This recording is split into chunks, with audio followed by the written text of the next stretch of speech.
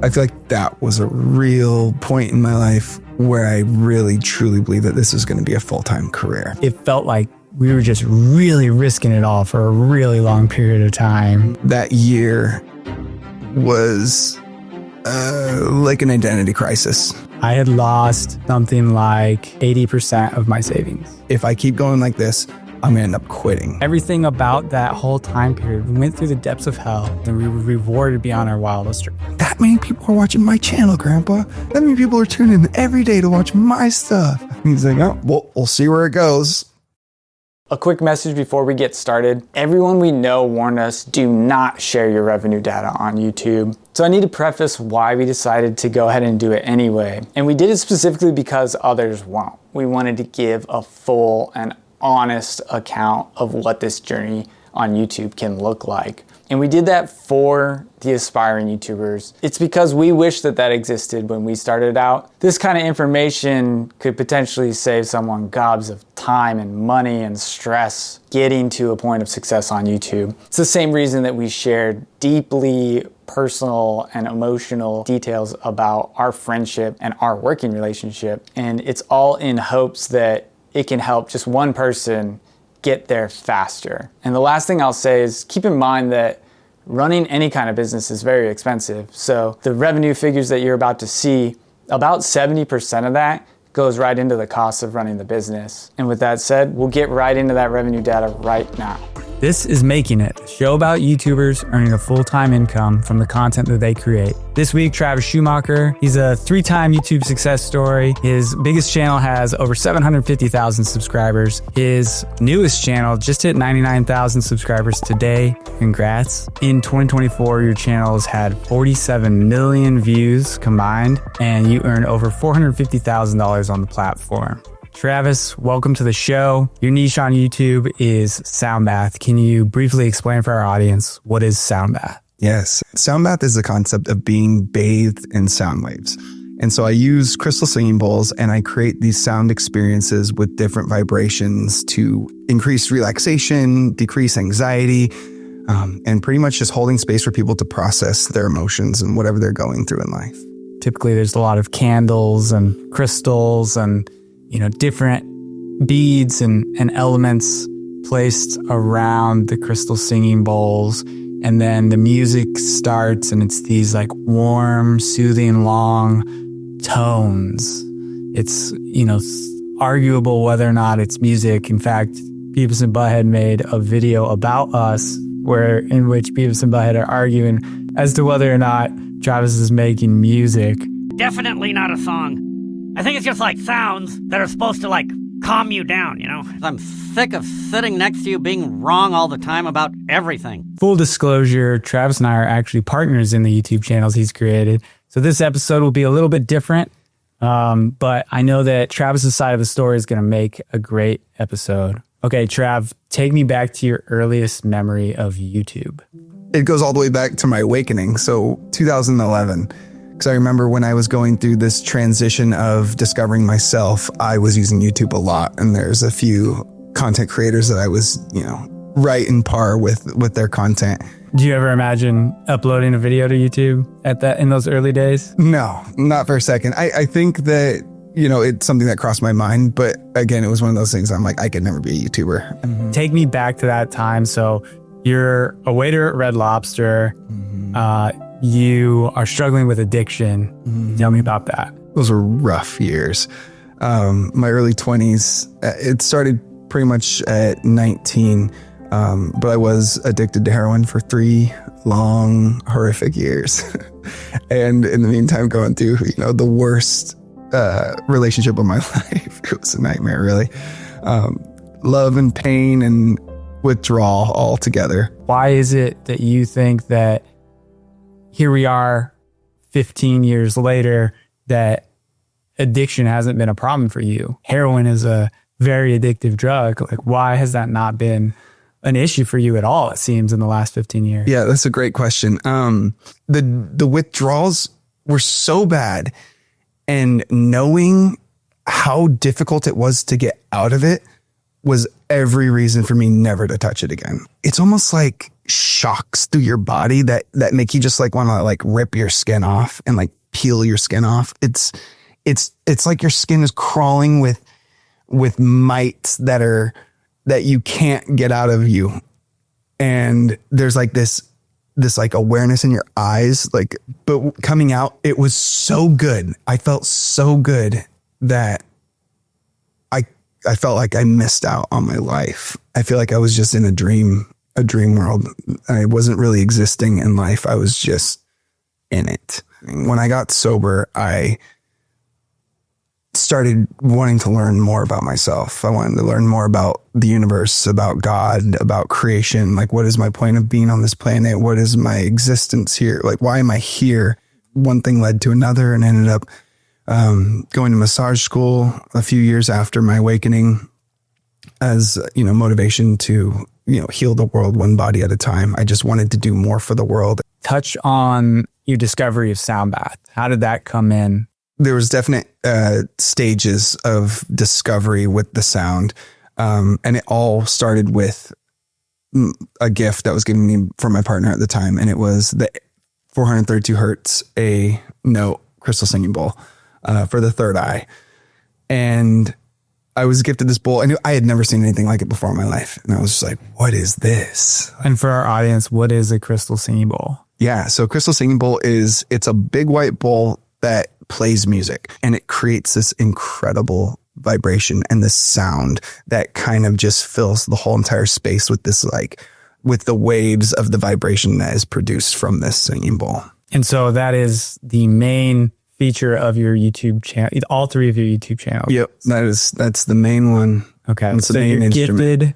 You're gifted a specific singing bowl. Yeah. And so when I resonated it properly for the first time, it was the first time I heard and felt sound outside of me and inside of me. It got me into my meditation state so fast. So I knew that there's something really special with this. And then I ended up going to Thailand for soul searching. I was seeking myself, and I stayed at an 11-day silent Vipassana retreat. And there was one situation that happened that introduced me to the Tibetan bowls. When I came back, I wanted more crystal singing bowls. I just wanted more sound instruments. I'm like, if I had all these profound healing experiences in Thailand, maybe I can incorporate these into my massage practice. I was just like locked in and like, this is what I want to do. I want to be a sound bath therapist and just start making sound bath and hosting events and all that stuff. Fast forward me to 2018, YouTube. Yeah. How does this come about? Yeah. So, Drew and I have known each other since the day that we were born. We were neighbors our entire lives. And yeah, in our 20s, I went down my dark little spiral and then went on a little side quest as Drew went to USC and did his little side quest. And we just kind of fell out of touch for quite a few years. And the reunion, we connected again. The high school reunion. 10-year high school reunion. Yeah.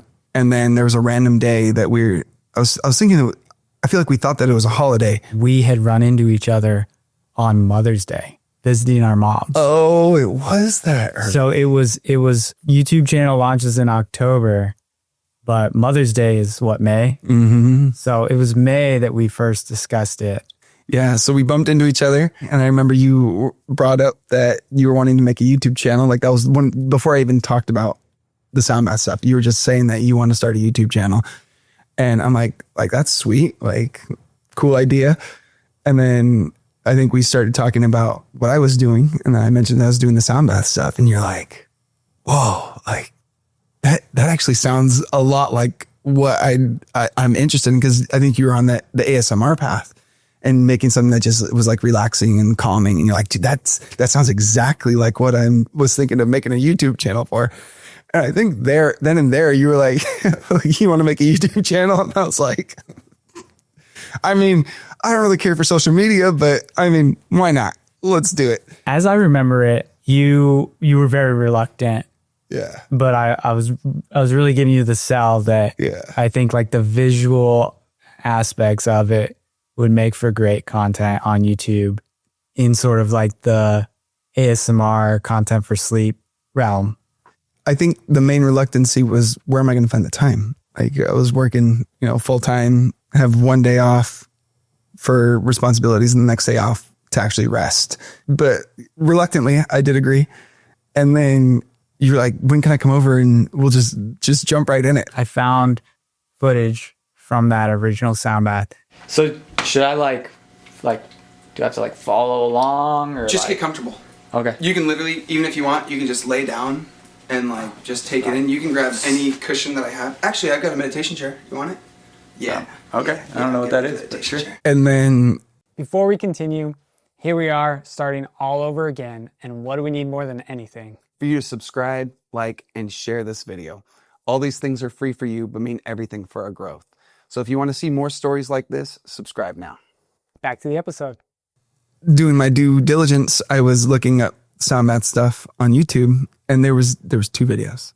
There was one guy, I wonder where his video is now, but it had 1 million views. There was one crystal singing bowl video that had 1 million views, and it was a guided meditation on top of it. But again, the sound quality wasn't that great. I'm like, oh, like I could do this better. I feel like if I did it like this and like this, it would, be more engaging or something. And then Temple Sounds, of course, shout out to Temple Sounds. I personally based our channel off of theirs for a long time as inspiration. And he had a crystal singing bowl video too. That also was good, but it wasn't like what we had visioned. And so that kicked up the motivation. We're like, okay, like there's something here. Like there's no sound bath content anywhere on YouTube. There's literally 2 videos. And then I had you over at my old apartment in Edmonds and just gave you your first live sound bath, and we recorded it in the process, and you were like, bing!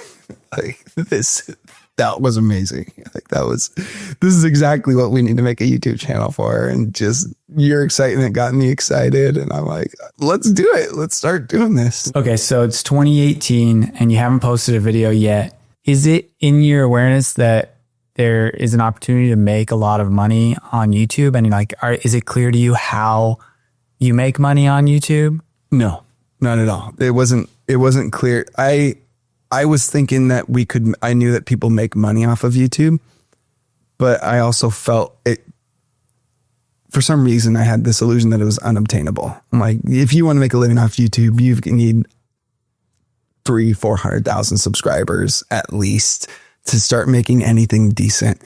I wasn't sure how hungry I was to begin with. I wasn't sure if I wanted the commitment of what it was going to take to do, a full-time job and YouTube, and how long it would take to like finally take off if it did. And so it wasn't something I really thought about. And it seemed like one of those unobtainable things. Like the people that are YouTubers, they're like a special breed of people that they're made for it or something. Okay, so it's October 19th, 2018. Your first video gets published. Do you remember this day? I think I do remember in between my clients coming back and looking at how many views the sound bath got. I remember just being excited that it even got viewed by anybody. I remember being shocked that anyone was finding it, let alone 20 people. And for me, that was a real moment of like, whoa, we really are onto something.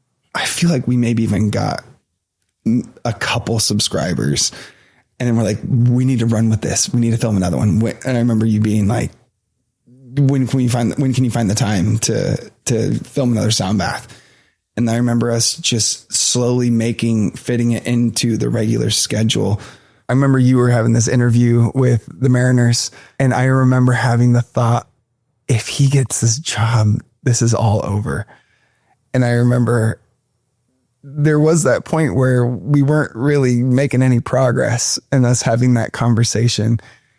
And I remember the words that I was saying. I'm like, we just got to hang on because this is gold. We have gold. Like, we just got to be patient. One of these videos is going to take off. I remember feeling so sure that something was going to give during that time. I remember thinking, easy for you to say, you're working, mm-hmm. and I'm, it takes you maybe a couple of hours of your day once a week or however often we were doing it at this point. I don't even think we were doing it weekly.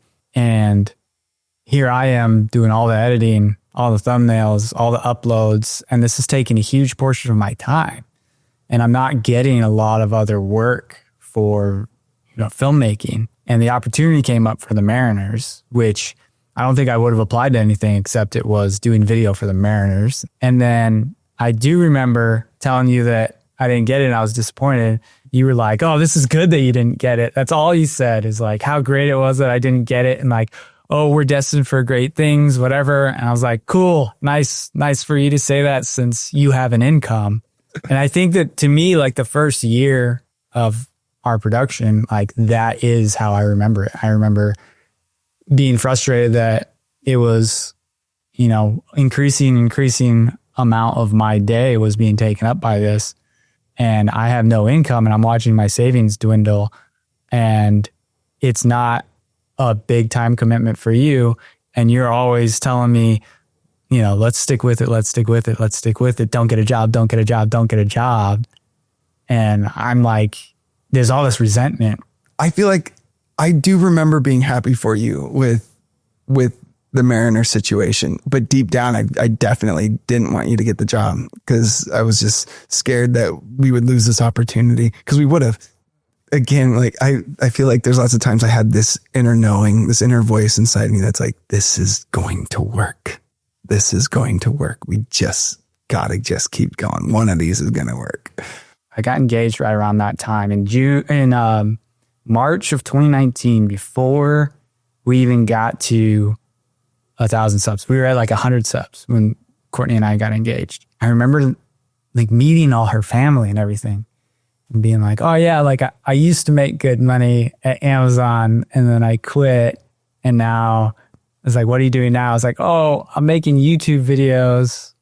Oh, about sound bath. Like, what? And then I tell them what it is and they're like, super like, what is Courtney doing with this guy? What a loser. And I remember just everybody I met during that period of my life, really just, I could see them tune me out. And I'm like, I don't want to be thought of as this person. But in June, we release a video, Calming Crystal Singing Bowls. I believe it came out in May. And then it all of a sudden, after like a month, it caught some traction. And we were getting what we felt was super high view counts and suddenly gaining subscribers. Okay, so it's been 8 months since we started this channel, and I'm logging in right now to check on the current progress. It says we're at 914 subscribers. So it's been growing really, really fast. It's blowing both of our minds. What was that roller coaster ride moment like for you? Yeah, I remember getting off of work and looking at the analytics and seeing that one of the days we got like 300 and something subscribers. Bro, do you realize that in 2 days we got 990 subscribers? It's so insane, man. In 2 days, bro. That's when I was like, oh, this is becoming real. I feel like maybe that was when were we making money at that point? No. So here, I actually found it here. This is the video that really took off. It was a little bit after that. Mm-hmm. So this video is called 432 Hertz, 3-hour crystal singing bowls. And so I had this idea that, a compilation of 3 of our videos, 3 of these 1-hour sound baths was going to be a great way to get additional content without having to film. And also I had seen this method from different ASM artists where they stitch together a lot of videos and they get these long videos and they tend to go viral. And so I had thought, let's follow that pathway, even though we're not in the ASMR realm, really, like, let's try it out. And so, yeah, this video actually came out May 27th, 2019. And then come July, it spiked. So we get monetized from this in June, 1,000 subs, and we turn on monetization. I remember this period where we didn't get monetized fully until it was 4 days later. And like, we didn't know how long the process would take, like the approval process. And we had no idea how much we were going to make. And then our first day of revenue from 5 p.m. till the end of the day, we made $3.82. And then June revenue ends up totaling at $216. And then in July is really when the 3-hour video gets going. And you can see here, it produces $1,500 in that first month and 219,000 views in July. Yeah, man, can you believe our new video is at 7,250 views already? When I saw it this morning, I'm like, what? Look at that. In the last 28 days, 5,008 new subscribers in the last 28 days. Oh my God. I remember being at my dad's when that 3-hour sound bath started taking off and just being like, oh my God, I can't believe this is happening. I can't believe it. Just being so excited and telling my stepmom about it and my dad. And then just being like, oh, good for you, honey. Like, but not really realizing how excited I truly was that we're actually making money. When that happened, it had me thinking that anything is possible, that we have no idea where this is going to go. I didn't tell people about it very much before that. I kind of kept that close to the chest. Mm-hmm. And we hit 1,000 subs and like things were rolling. Because if you remember, we hit 1,000 subs June 3rd. That video caught traction in July. And then we hit 10K subs by July 28th. And I remember going to my family reunion. And I remember my cousin just kept asking me, what does that mean? And I was like, oh, that means that they want to follow my content and watch more videos. He's like, okay, great. But what does it mean? I was like, I don't get what you're not getting here. Literally I discovered at that reunion that most people don't know you can make money on YouTube or how you make money or that you can make good money. And so I was frustrated because now I was excited to talk about it, but did you go see Drew at the reunion? Were you like an evangelist for it? Did you experience the same kind of doubt from other people? I mean, my grandpa, I remember getting pissed off at him because he was like, you're wasting your time. Like, how is that going to make you money? Like, how is that going to make you cry? I'm like, just you wait, grandpa. I remember every time I'd leave visiting my grandpa, I was pissed off at my grandpa because he didn't believe in one of the things that I was doing. I was like, I'll show you how I can make money off of, following my path and loving spirituality and all that stuff.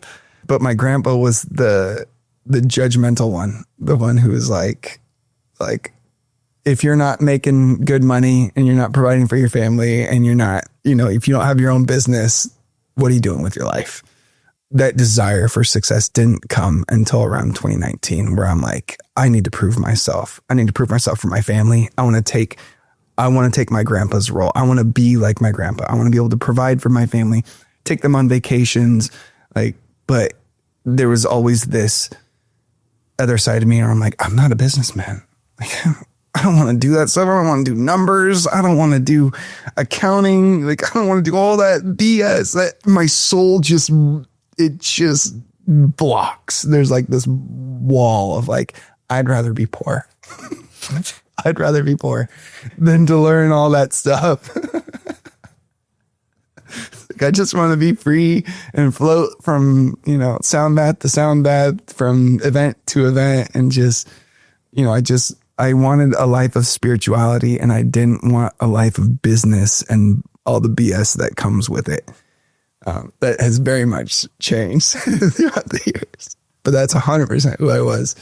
When the success started happening, I'm like, this is a way that I can make it without having to go the business route and then still proving myself to my grandpa, because he was doubting the channel and being like, look, I'm making money, grandpa. Look at all these people watching. That's like, your news channel. All these people go on TV, turn on the TV and they watch this channel. I'm like, that many people are watching my channel, grandpa. That many people are tuning in every day to watch my stuff. And he's like, oh, well, we'll see where it goes. Or it's just some little, a little knife in the side. Such a small little knife. Okay. So, that's that's a very distinct chapter where, you know, we had this brief moment of highs. And then I don't know if you remember, but looking at the metrics here, like the next 9 months, we basically had maxed out. We averaged about 400,000 views a month and $2,000 a month for the next 9 months. So our growth rate has dropped off substantially. What we thought is that we assumed that at the very least, our growth in views would continue to go up as our subscribers went up. But that's not been the case. But does that mean that even if we have 100,000 subs, we're still only going to be making $2,000 a month? I do remember that point, and I remember that feeling of feeling discouraged because we weren't paying ourselves. And it was like we had this big boom, and then it just kind of flatlined. And as like we made this much so fast once it started taking off, and then realizing that it's not easy to have a video take off. And just because we had that one success with that video doesn't mean that all the others are going to follow suit. Is there anything left in this? Is this all the people that are going to see it? Is this as much as we're going to make? If so, then the dream is over. I just remember this being a period of like intense trial and error and trying different strategies and searching desperately for additional revenue streams.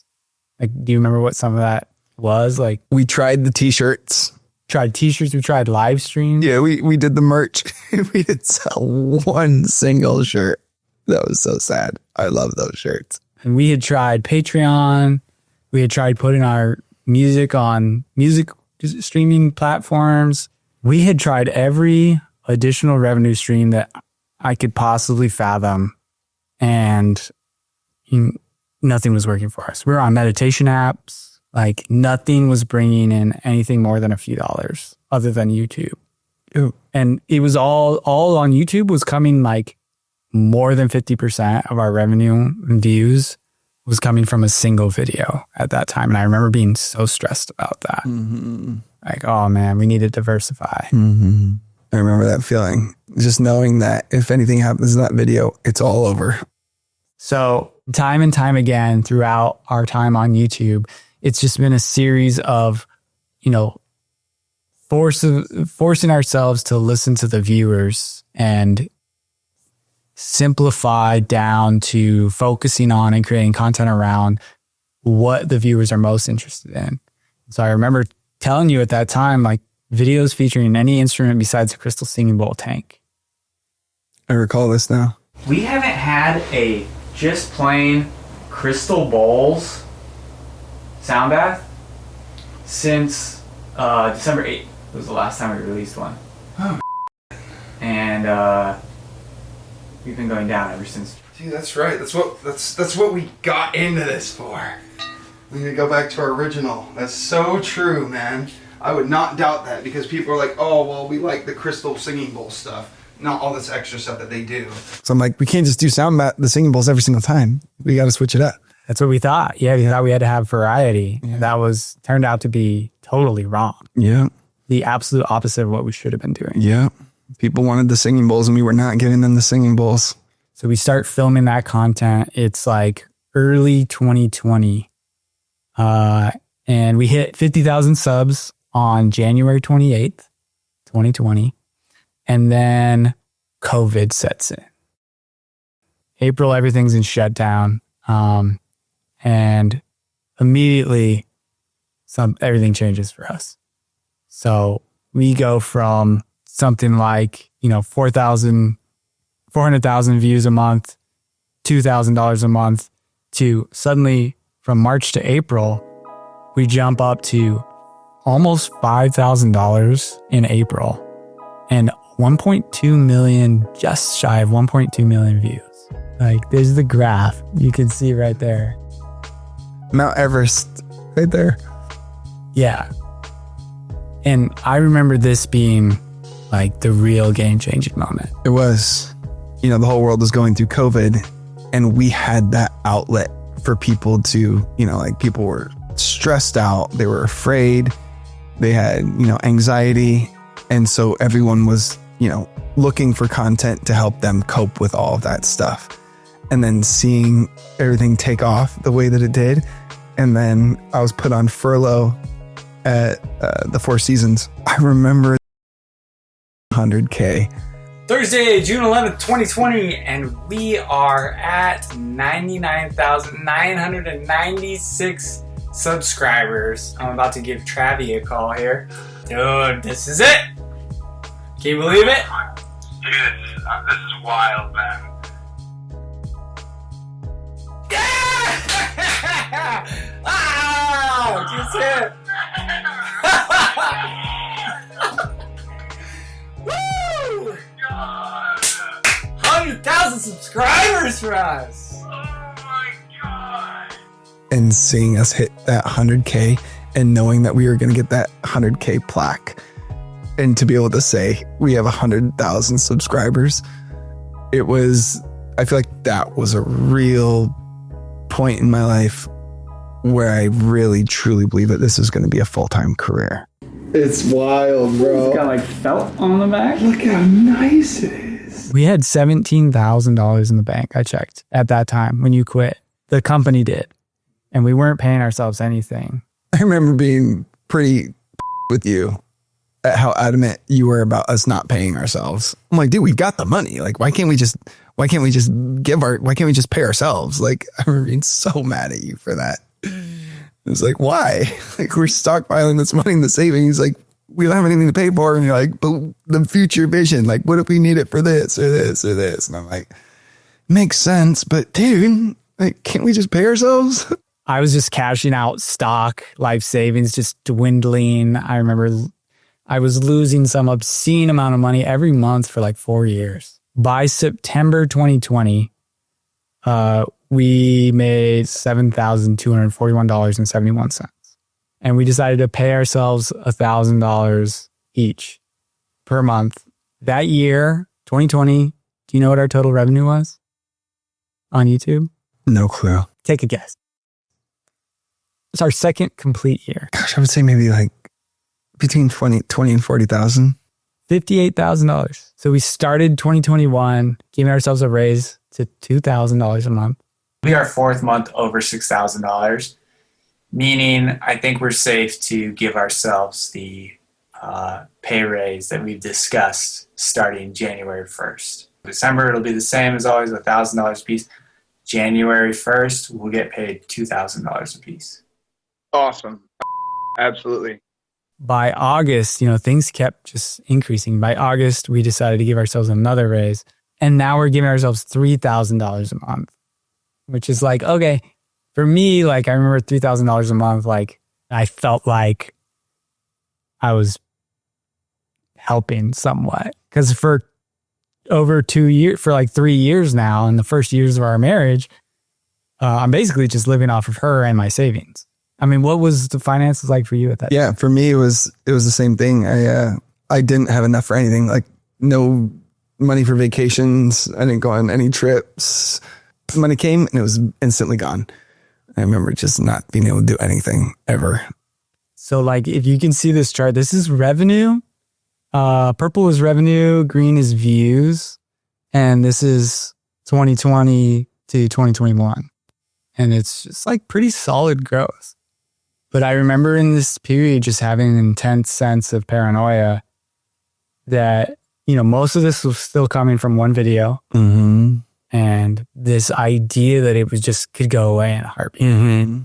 And like it was so frustrating because it could go away in a heartbeat and we'd done so much and felt like we had made so much money. But if it had gone away, there'd be nothing to show for it. Mm-hmm. But I still was losing money every month.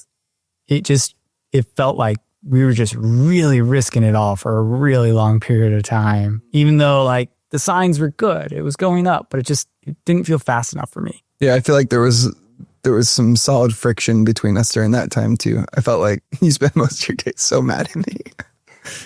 I never felt like I was doing enough. I was like, I lived in this state of perpetual guilt that I wasn't doing enough because you had so much more on your plate than me. And all I had to do is come up with the sound bath and, help with the film day and do some social media stuff. and you had to do, you know, the audio editing, the video editing, all the preparation. There's just all the administrative stuff.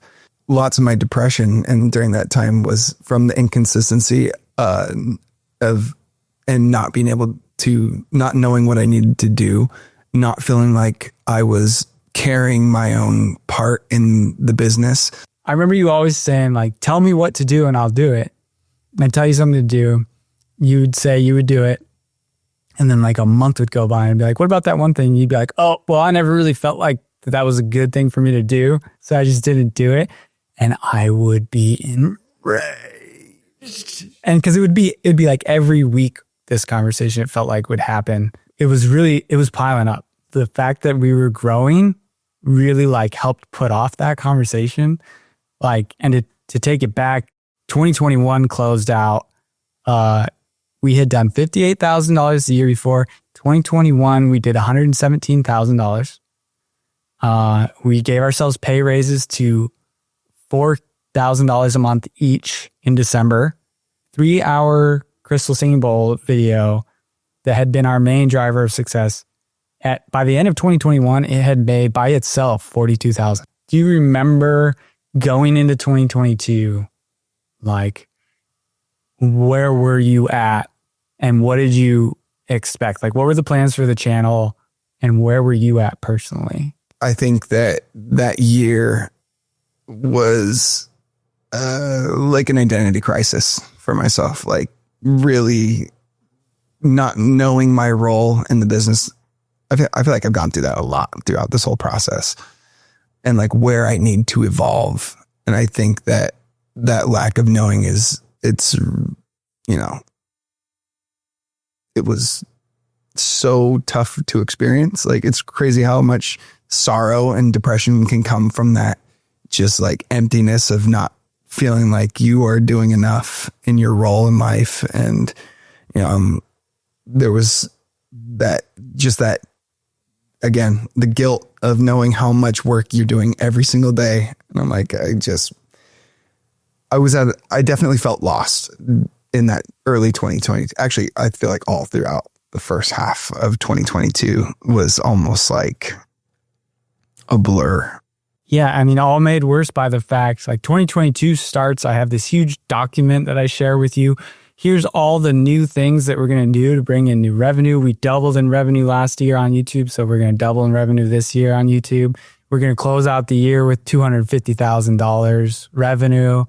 And then immediately as the year starts, every month just is worse. January has lower views and revenue. February's got even lower. March even lower. And it's like a slow decline, bottoming out in July. And during this time, we're doing monthly shows at the Four Seasons, which are a huge undertaking. We're making almost no money on it. And we're having to fight them to even pay us the money that they owe us. We're trying to put together this interactive sound bath exhibit. Do you remember that? With like 3D projection and... That was a grand vision. Yeah, it was. And it was going to be expensive. And I remember I think this was like the number one thing that was like, the pressure was like crushing you. Yeah. The thought of us doing this. We were selling virtual sound baths. We were trying to get sponsors. We were trying to sell one-on-one online sessions. You were really trying to grow social media, and all of those things were taking an increasing amount of our time and effort, and not a single one of them ended up making any meaningful amount of money for us. So by August, I remember having a conversation with you. If you can look at the next slide down, revenue was way down in July. Revenue for the year was significantly less than the previous year to that date. And we were having a discussion of like, we're going to have to give ourselves a pay cut because in July we made $9,600 and we were paying ourselves $8,000 of it. And for me, that was unfathomable. Like, I can't go backwards. Like, I'm already barely getting by. And I started to panic. Do you remember the conversation at the Four Seasons between shows? I'll never forget it. I was burnt. I was totally emotionally spent. I felt I couldn't give anything because I was in such a state of turmoil in my own head, like the channel going down, not feeling like I'm doing enough. I didn't have any grasp on my bearings. Like I literally just felt like everything was collapsing within myself. I'm like, I have to talk to Drew. I have to take time off. I need to reset myself, because if I keep going like this, I'm gonna end up quitting Healing Vibrations. And at the time I wanted to. I just wanted to be like, I'm done. I don't want to do it anymore. Like there's just too much pressure, and I don't do well under pressure, and I hate this. And then after that sound bath, I'm like, dude, I gotta tell you right now, like I need to take some time off. And you're like, okay, like I could feel like you handled it really well in person. You were like, okay, like let's set things up so that you can do that. And I'm like, no, starting now. Like starting today. It's like as guests are trickling in for the next show too. I had to get it off my shoulders. I couldn't have focused on that next sound bath knowing that I had that needed to come out. It would have ruined the whole performance. And I remember feeling so much relief.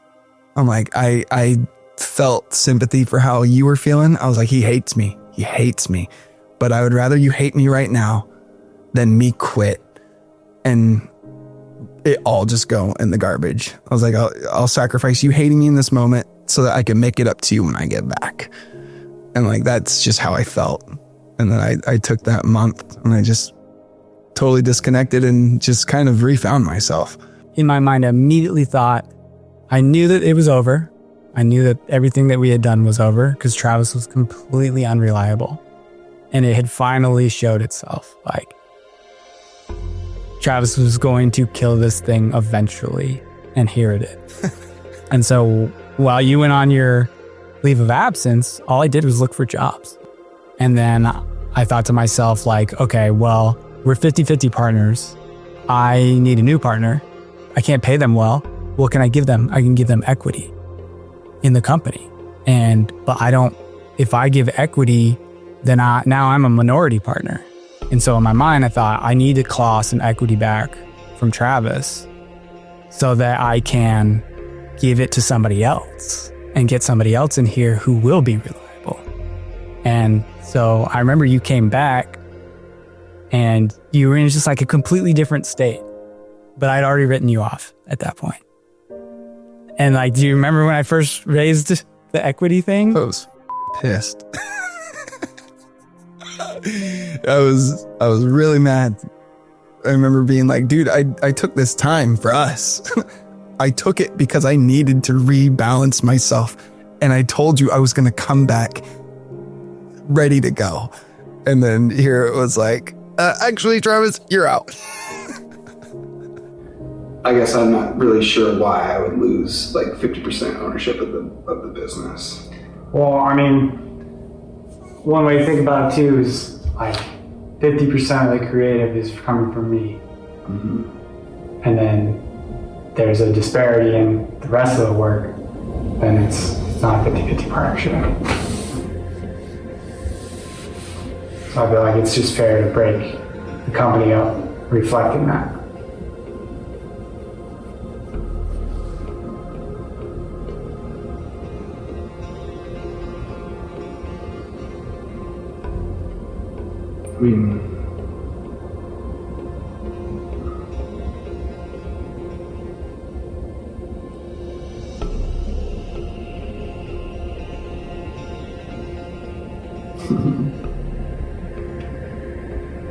I guess we don't have to make this absolute decision right now, huh? No, we don't. I remember giving you the analogy, like if this company was 100 bricks stacked up. How many of those bricks did you put into place? Like, think about it.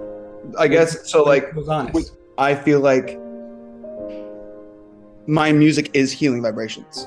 So that's like one of the biggest bricks out of all of them. That's like a 40 brick chunk all in itself, because the whole company is my music. The whole thing. And yeah, what? What are the other 10 bricks? And the other 10 bricks are, I don't know. And I remember you coming back at me and being like, you said something like, you know, you're just my manager. People are here for me and my music. There's like an artist and a manager. And it's like the manager does everything on the behind the scene to promote to sponsor to, I'm not saying you're my manager. I'm just saying like those were kind of like what our agreement was. Like you do like the managerial stuff and I do the artistry stuff. And so like when you'd ask me to do like administration, I'm like, why are you asking me to do that stuff? Like that, I thought that's your stuff. Like why would I be doing that too?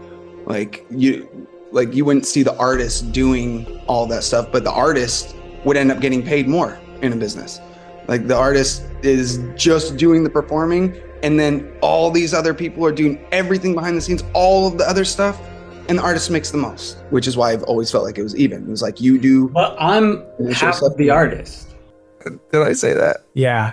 Ouch. Yeah, I remember being pissed, but then, I really gave it to you at that point. You need to give me this equity or I'm done.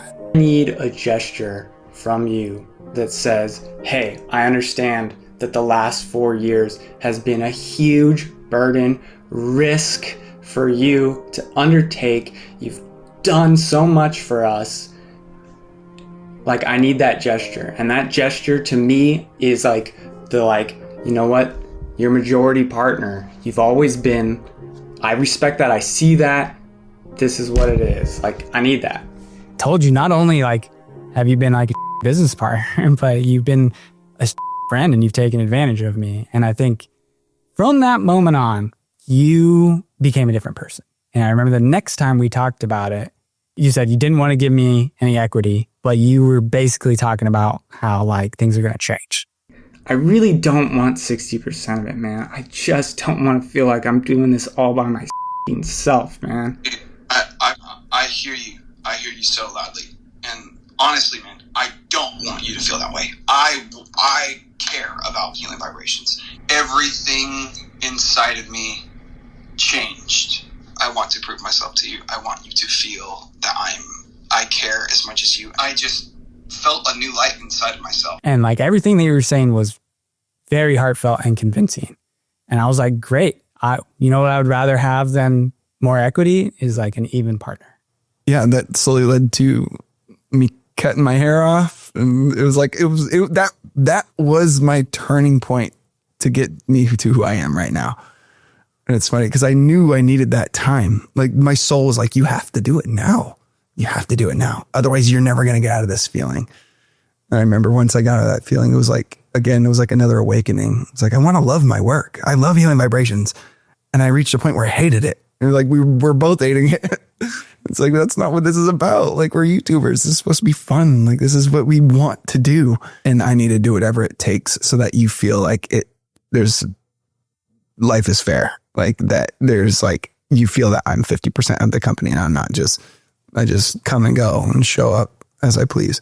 It's in that conversation where we let it all fly. Like at the end, somehow we just start talking about business again. And I tell you about the idea for a new channel. We should make a different channel that's all about sleep. Maybe that'll even be bigger than this channel. The new channel launched on October 5th. The first video did 200,000 views by the end of the month. The channel did 450,000 views, almost 10,000 subs, and made over $3,300 in that first month. I just wanted to call and let you know that Sleeping Vibrations is officially monetized. Oh my god. 5 days. It took 5 days to get the channel monetized. That's amazing. It was like a rebirth. It was. Everything about that whole time period was like we went through the depths of hell, and then we had a complete rebirth, and we were rewarded beyond our wildest dreams. Like by the end of that year, that channel had made $25,000 from October. And at that point, you and I gave ourselves our biggest raise ever. We gave ourselves a salary of $72,000 a year. That was the point for me where I felt successful the first time in 4 years. I had lost something like 80% of my savings. Made it to the brink. So yeah, when you start a YouTube channel, it might take some time. So current state, 2023, we did $400,000 on YouTube. We now have 2 employees, 3 channels.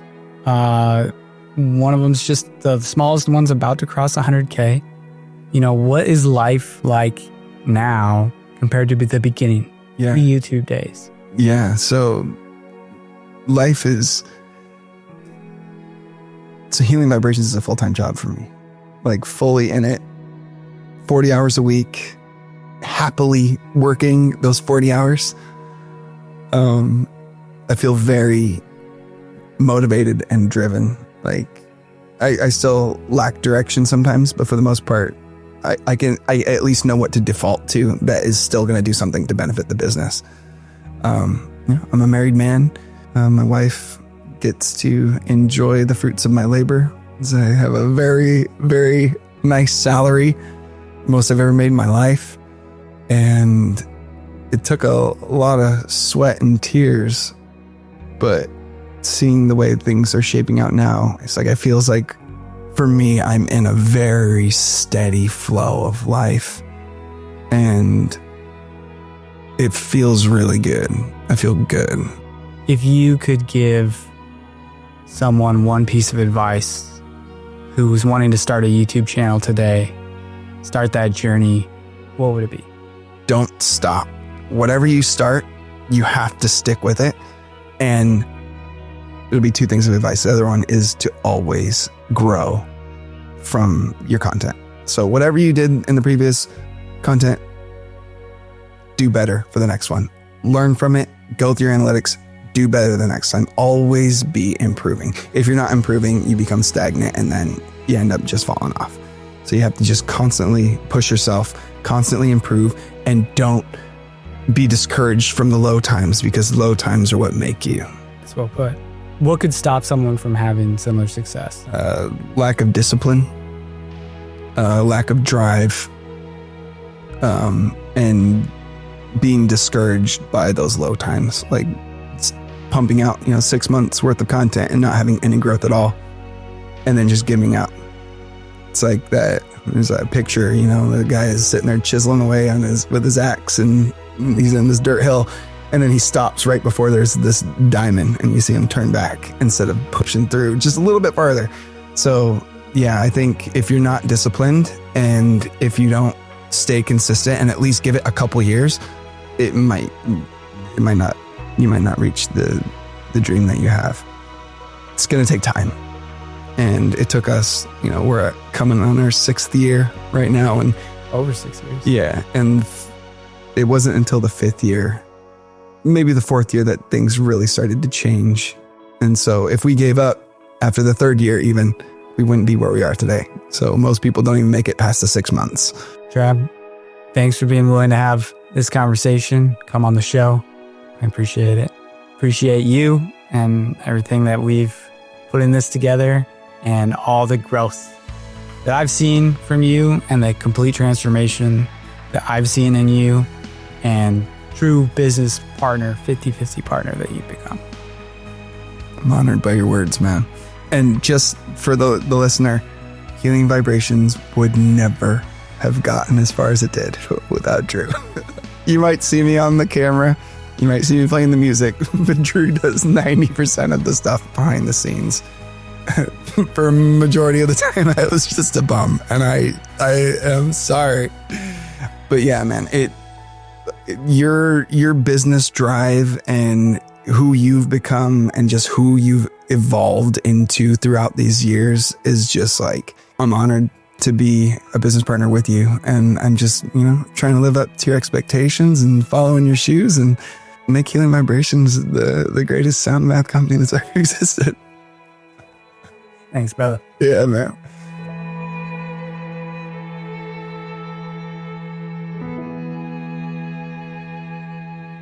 And there you have it. YouTube success story of Healing Vibrations. Hello, my name is Dallas. I'm the producer of Making It, and I'm here to remind you to like and share this video, as well as subscribe to the channel. And additionally, I ask that you leave a comment down below, tag a YouTuber whose story you want to hear. Because if you want to hear it, we want to help share it. And if you've made it this far, the very end of the episode, you're clearly wanting more. So again, leave a comment, tag that YouTuber, and we'll do our best to reach out and try and get them on the show. Thank you so much for watching. We'll catch you in the next one.